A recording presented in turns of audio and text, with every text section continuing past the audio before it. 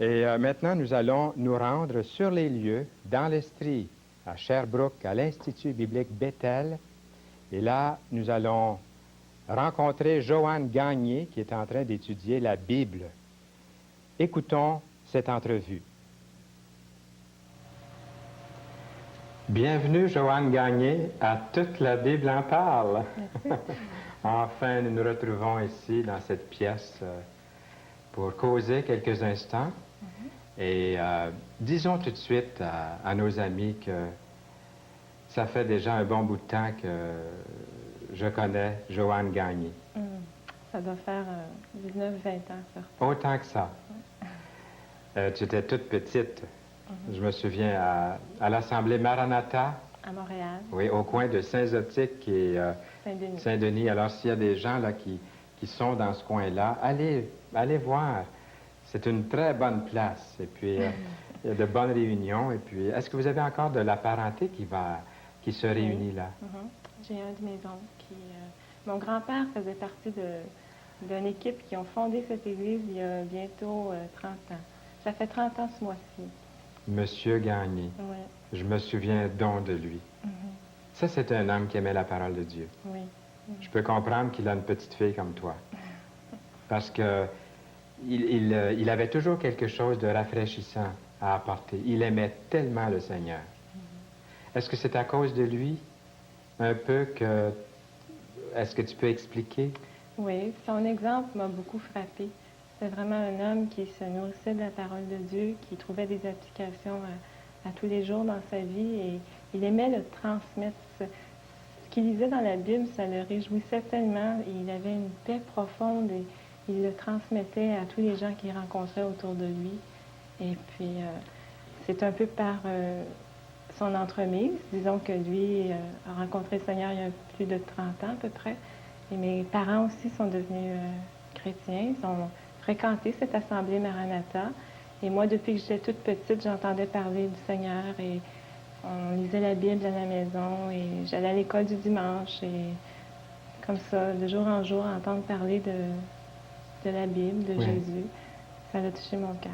Et tu te souviens, Joanne, que ça devait être en 1972-73, vous aviez des réunions de jeunes dans votre sous-sol. Oui.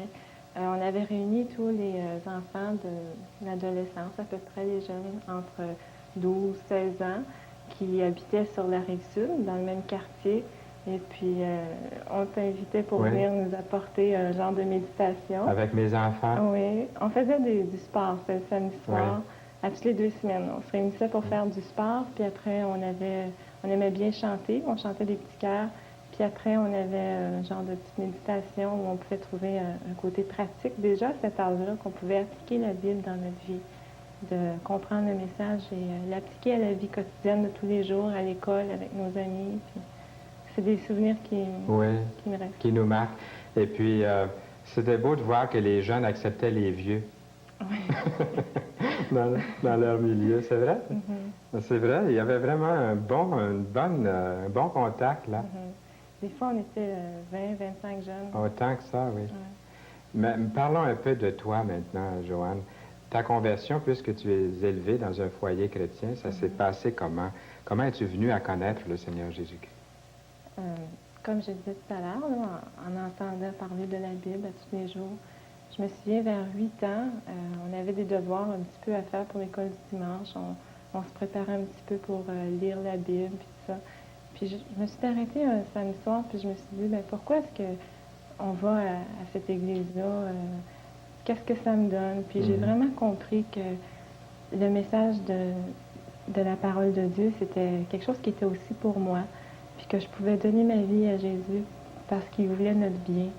Il veut vraiment transformer notre vie et nous apporter le bonheur, la paix. Qu'est-ce que les gens cherchent aujourd'hui, de plus en plus, toujours. Et c'est seulement à travers ça, je l'avais compris déjà à l'âge de 8 ans. C'est beau, ça.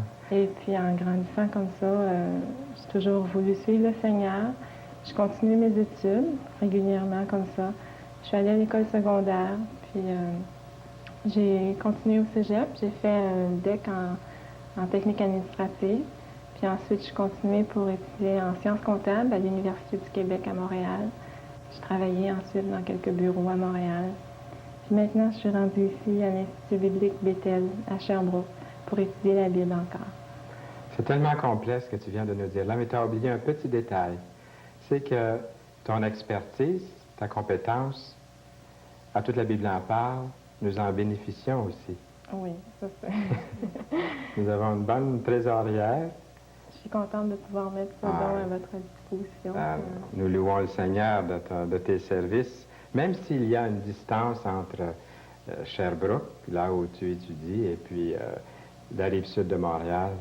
Et aussi, il faut mentionner toute la province de Québec, puis même Alberta, Edmonton, toute la Bible en parle, et tout en étant une émission qui répond à plusieurs besoins, elle est également une émission locale, puisqu'il y a ces numéros de téléphone qui paraissent continuellement en bas de l'écran, et les gens du milieu, de la place, de l'endroit sont impliqués.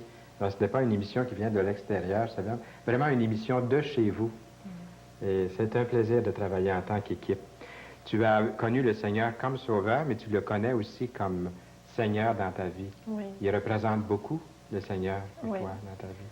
Pour moi, ce qui m'a frappé aussi au cours de ma vie chrétienne, c'est de réaliser la grandeur de Dieu. Ce Dieu qui a créé l'univers, la terre, dans toute sa complexité, les animaux, une fleur, même l'être humain, comment il peut être complexe aussi. Et de voir que ce grand Dieu-là, il est venu se mettre à notre niveau ici sur la terre et qu'il veut être notre ami. C'est quelque chose qui m'a beaucoup frappé. Comment est-ce que c'est qu'un Dieu qui est vivant, qui est authentique, là, il peut se révéler, il peut agir dans nos vies de tous les jours? Est-ce que tu as des exemples où tu sens dans ta vie qu'il y a des moments où Dieu vraiment, il agit, il est puissant au travers de ta vie? Il y a un verset dans sa parole qui dit que le Saint-Esprit en témoignage à notre esprit que nous sommes enfants de Dieu. Et lorsqu'on réalise cette relation qu'on a entre père et enfant, on le voit agir dans le sens qu'il fait tout pour que ce soit pour notre bien, comme un père donnerait des bonnes choses à ses enfants aujourd'hui. Ça, c'est un bel exemple. Est-ce que tu as d'autres exemples qui nous démontrent que Dieu est vraiment à l'œuvre? Concrètement, dans ma vie, je l'ai vraiment senti à l'œuvre parce qu'il y a des expériences comme j'ai perdu ma mère à l'âge de 14 ans. Oui. Et la première chose qu'on pense souvent, c'est de se révolter ou on ne comprend pas vraiment les choses de la vie. Mais j'ai vraiment fait confiance à Dieu, puis je lui ai demandé de me montrer qu'il était là et qu'il pouvait nous consoler, nous appuyer, nous fortifier. Et il a vraiment agi dans ma vie au travers de ces expériences-là. Dans les études aussi, Dieu est vraiment là pour nous diriger, il nous aide à comprendre, il est vraiment avec nous concrètement. Et la paix que ça donne dans notre cœur de savoir qu'il est là près de nous et qu'il prend soin de nous comme ses enfants et qu'on a de la valeur à ses yeux. Tu as été sauvé, on peut utiliser le mot sauvé, ça veut dire accepter Jésus-Christ comme son Seigneur, comme son Sauveur. Tu as été sauvé, tu es devenu une enfant de Dieu très jeune. Et sûrement que tu as parlé au Seigneur, tu nous l'as dit, puis... Mais quand ta maman est décédée, est-ce qu'il y a eu, pour quelques instants ou quelques moments ou quelques temps, une perte de communication avec lui? Ou si tu as pu continuellement maintenir cette communication? Et si oui, pourquoi crois-tu qu'il est si important de communiquer avec Dieu? Ça fait 2-3 questions dans la même, là. Il y a eu peut-être pas une communication coupée complètement, mais des fois, je comprenais pas ou je me posais des questions. Puis je lui parlais dans le sens, je lui demandais de vraiment me montrer ou de m'aider à accepter ces choses-là. Puis c'est en relisant continuellement le verset qui dit que toute chose concourt au bien de ceux qui aiment Dieu. Et pour moi, ça a été vraiment... j'ai pu vraiment voir que c'est vrai au travers de ces années-là, quand je regarde en arrière, que ces choses-là, le Seigneur s'en est servi pour les tourner à sa gloire et faire ce que je peux faire aujourd'hui. Et j'ai acquis de l'expérience en prenant soin d'une maison et en faisant des choses comme ça. C'est vrai. Oui. Tu as dû prendre soin de ta famille. Oui. Tu étais la fille aînée? Non, dans le milieu. Oui. J'ai 2 frères. Alors, c'est la fille, hein? Non, c'est dommage, mais souvent, hein, les gars, ben, ils ont dû aider aussi. Oui, Mais, oui. mais la fille, hein? Oui, mais c'est quand même une expérience que je trouve qui a été enrichissante. Sûrement. Tu peux aider d'autres qui passent par des épreuves? Oui, je peux comprendre aujourd'hui. J'ai eu l'occasion même de rencontrer des personnes qui vivaient au travers de ces expériences-là et je peux les encourager et leur demander, les encourager de faire confiance à Dieu. Des fois, on ne comprend pas pourquoi Dieu vient chercher une personne. C'est lui qui donne la vie et qui la reprend. Et ça me donne une confiance aussi de savoir que ma mère est auprès du Seigneur. Et ça me stimule aussi à encourager les autres à croire en Dieu, parce qu'après la mort, il y a encore une vie qui continue. C'est très encourageant ce que tu dis là. Quelqu'un vient te trouver à un moment donné, puis il dit, Joanne, ma mère est très malade, ou mon père est décédé, ou mon enfant est atteint d'une maladie sérieuse. Et tu peux réagir à cette sorte de message? Je peux comprendre ses souffrances. Et je pense que dans ce sens-là, on peut avoir une communication. Et quelquefois, n'est-ce pas, qu'on n'a pas besoin de dire grand-chose, mais l'autre personne ressent que tu as dû passer par une expérience douloureuse et ta présence est une grande consolation. Et je sens que déjà, ta sympathie là, se communique à nous, alors que le Seigneur puisse l'utiliser pour ceux qui souffrent, qui passent par des moments difficiles. Tu parlais tout à l'heure de pourquoi c'est si important de communiquer avec Dieu. Oui. Pour moi, c'est encore, je reviens à cette relation avec le Père-Enfant, que cette communication est nécessaire. On a besoin de parler à notre Père et de savoir qu'est-ce qu'il pense, qu'est-ce qu'il veut pour nous. Et ça nous fait du bien de parler à Dieu. Ton père était important dans ta vie, puisque tout à coup ta mère est enlevée, puis il restait ton père. Souvent, on dit que l'image qu'on se fait de Dieu, c'est l'image qu'on avait de son père. Pour toi, tu avais une bonne communication avec ton père terrestre dans la chair, et puis tu as pu transposer sur Dieu. Oui. Un peu, c'est ça. Hein? Le contraire aurait pu être difficile peut-être. Hein? Quelqu'un qui a un père qui n'est pas à la hauteur, mais tu as un père qui a vraiment bien pris soin de sa famille. Après, c'est important. Qu'est-ce que cela t'apporte de plus, c'est-à-dire la communication? De vraiment savoir que Dieu est d'accord avec ce qu'on fait. Ou c'est un peu comme Dieu nous a laissé sa parole, qui est la Bible. Et si on ne communique pas avec lui, c'est comme il manque une relation entre les deux. Dieu, il nous a créés, puis il veut qu'on devra lui rendre compte un jour de ce qu'on a fait. Et c'est important de communiquer avec lui. Et c'est comme dans une relation d'amitié très proche, on apprend à connaître la personne et on cherche à lui plaire, à faire qu'est-ce qu'elle aime. C'est vrai. Et avec Dieu, c'est pareil. Il nous aime et on cherche à lui faire qu'est-ce qui lui plaît. Et on l'aime en retour parce qu'il nous a aimés le premier. C'est vrai. Et question d'attitude aussi, comment envisages-tu l'avenir?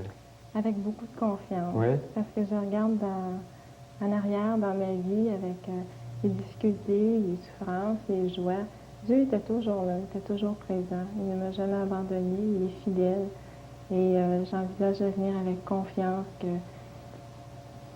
ce qui arrivera, si je lui fais confiance, il veut qu'est-ce qui est bien pour moi, qu'est-ce qui est bon.